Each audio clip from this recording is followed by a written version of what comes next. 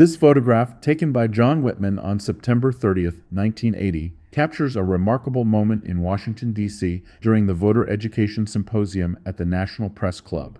In the image, we see President Jimmy Carter, 56 at the time, and former President Gerald Ford, 67, two political rivals turned collaborators, sharing a candid and warm exchange. At this point in the 1980 presidential campaign, Jimmy Carter was navigating the most challenging period of his presidency. He faced an economy burdened by high inflation and unemployment, coupled with the unresolved Iran hostage crisis.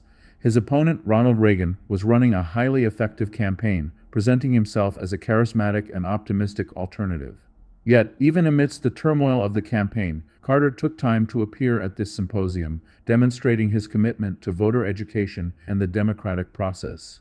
Gerald Ford, who had left the presidency in 1977 after losing to Carter in a close and historic election, had transitioned gracefully into the role of an elder statesman. By 1980, Ford was a widely respected voice for bipartisanship and reason.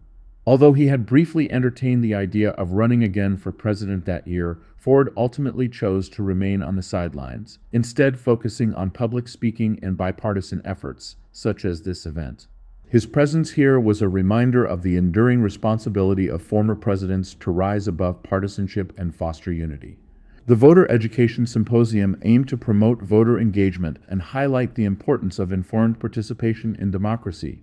While it is difficult to directly attribute specific outcomes to this event, it was part of a larger movement in 1980 to elevate public awareness of voting rights and responsibilities.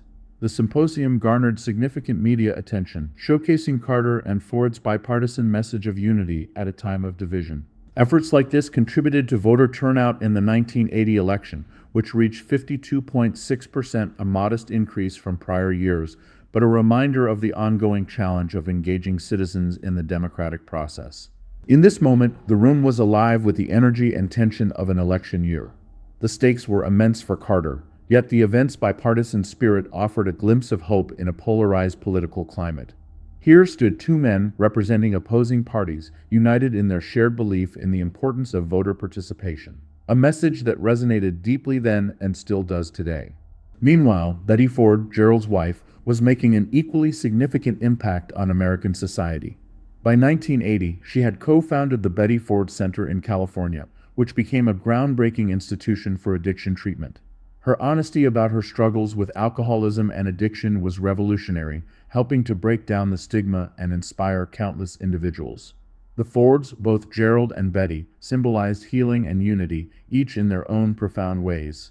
As of 2024, Jimmy Carter remains a living testament to service and resilience, having reached the remarkable milestone of 100 years of life. His post-presidential legacy as a global humanitarian and advocate for peace through the Carter Center stands as an enduring inspiration. Gerald Ford, who passed away in 2006 at the age of 93, also left behind a legacy of civility, bipartisanship, and integrity in leadership. His funeral was marked by tributes from across the political spectrum, including a heartfelt eulogy delivered by Carter, highlighting the unique friendship they developed in their later years.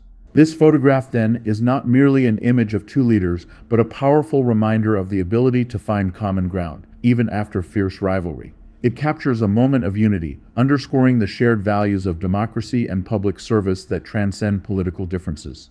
Though the symposium did not revolutionize voter participation overnight, it was a critical step in raising awareness about the importance of informed engagement in democracy, an issue that remains just as vital today as it was in 1980.